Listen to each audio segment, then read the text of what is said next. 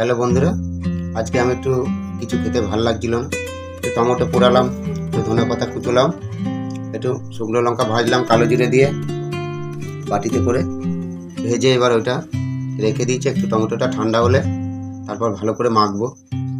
এই খোসাটা আমি ছাড়াচ্ছি ভালো করে। টমেটোর খোসাটা না ছাড়ালে ভালো লাগবে না, তেতো লাগবে। টমেটোর খোসাটা ছাড়াতে একটু সময় লাগবে, পাতলা চোখলা তো, ছাড়াতে একটু সময় লাগবে। টমেটোটা আস্তে আস্তে ছাড়াতে হবে।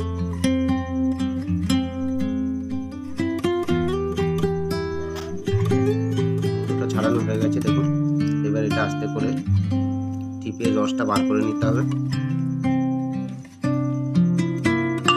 রসটা বার করে পাতাটা আমি এই লঙ্কা কালো জিরে ভাজা আছে, যে যেরকম লঙ্কা সেরকম ভাবে দেবে।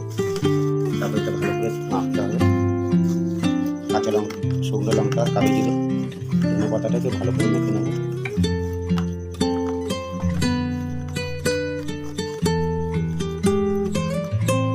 ভালো করে এটা ডলে ডলে মাখতে হবে, নাহলে ধনে পাতার রসটা বেরোবে না।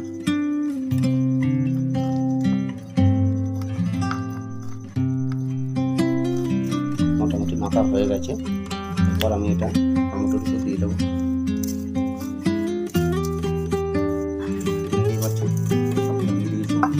দিয়ে এবার এটাকে ভালো করে না মাখলে টমেটোটা গলবে না। এবার এটা দিয়ে আপনি এক থালা ভাত খাবেন, আর কিছু লাগবে না। খাবারটা খুব প্রিয় খাবার। এই খাবারটা যদি হয় আপনার মাছ মাংস আর কিছু লাগবে না। আমার মেয়ে এটা খুব ভালো খায়, মেয়ের জন্যই রাতে করলাম।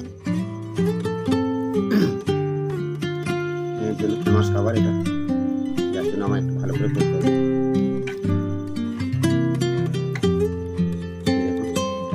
দুটো টমেটো মেখেছে, অনেকটা হয়ে গেছে। এটাকে আমি এক জায়গায় করে নেবো, করে একটা পাত্রে ঢেলে নেবো।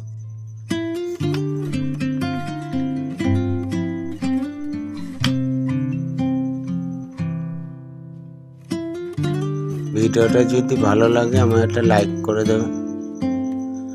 সবাইকে শুভরাত্রি, গুড নাইট।